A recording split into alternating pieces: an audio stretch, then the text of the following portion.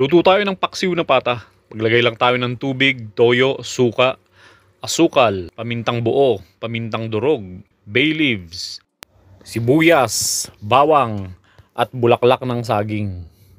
Hahaluin lang natin lahat yan hanggang sa ma-dissolve yung sugar. Tapos set aside lang natin. Tapos painit na tayo ng kawali. Doon natin ngayon piprituhin saglit yung ating pata. Kukuha lang tayo ng tamang kulay. Tapos saka natin yan ilalagay doon sa ating seasonings. Tapos pakukuluan lang natin yan hanggang sa lumambot. Pagka malambot na, ready na yan. Ganyan lang kasimple. Halika, kain tayo.